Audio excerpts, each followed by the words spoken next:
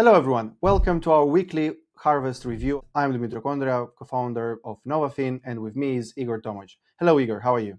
I'm good. Hello, Dumitru, and hello to our all viewers. Today we're bringing you three selected and curated news from the market. And the first one is about the Monzo. I think it's a little bit speculative, but Spanish news highlighted that Monzo registered the branch in Bank of Spain, which is bringing the competition to Spain region over the Revolut and potentially over the traditional banks. I assume the south of Europe becomes a really hot place for battleship between neobanks and retail banks. Well, first of all, Revolut have in Spain 6 and something million customers, which is a very big number. Revolut proves that the Spanish market is a very competitive market. Beside this, traditional banks in Spain also developed a lot of initiatives and customer online oriented software and features that brought a lot of Spaniards into the online world, into online banking.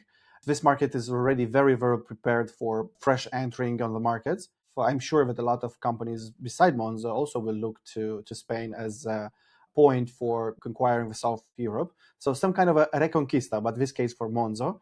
Monzo started very well this year, and entering in Spanish market will just give a possible boost for them, to increase operations, to increase the revenue there.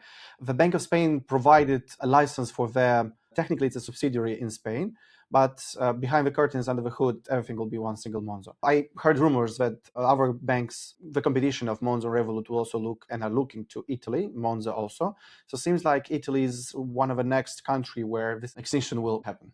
That's true. And in my opinion, that's a competition not just against the retail banks, but overall into the business model, because Revolut is pursuing super app approach with an ability to pay inside of the same infrastructure, omitting the card networks, providing the booking, additional services. So it's kind of become one place, one-stop shop for everything, where Monzo, in my understanding, focusing on simple banking. Like you're not overloaded with additional information. You are purely going there to do the banking functionality. So it's going to be a really good stress test for the market. They really clients and customers looking for the super apps or more curated and simple in approach banking application, which kind of drives us to the second use that we've been discussing for a while. Qivalis, that's a European stablecoin.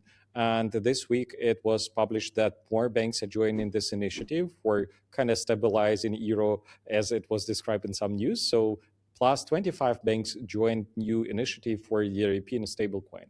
Qivalis is an initiative that at the beginning, a lot of people were looking quite skeptical. Currently, because of geopolitical situation even, and because of European Union willing to become more independent, this project started to be very popular among big banks. And a consortium of 37 banks into this project is a big number. It will provide investments, it will provide knowledge, it will provide initiatives, it will provide new visions, it will provide a ready alignment between the biggest bank on European continent on working under the same hood, under the same system, with easy reconciliation, easy settlements, or maybe on live settlements ongoing. So this initiative is very well. I'm sure the market is waiting for launching of Qivalis. The most important thing here is, as I mentioned at the beginning, is the geopolitical part, because the competition that started between Europe and United States here will generate a lot of new opportunities and a lot of new interest in different areas of fintech, inclusively stablecoins. It will generate the interest from European Union to become totally autonomous from United States and United States companies' infrastructures. And this is the way how European Union can prove themselves. So currently we are working with stablecoins based on dollars. I think in very short future, somewhere in 2030, we will have already first stablecoin in Europe, not made by the private company, joint venture of the private biggest banks in Europe, which will be the engine of this initiative. If we are speaking about geopolitical competitions and Europe, United States, the United States happened some very interesting new series of investments in one very interesting and specific fintech company called Mercury.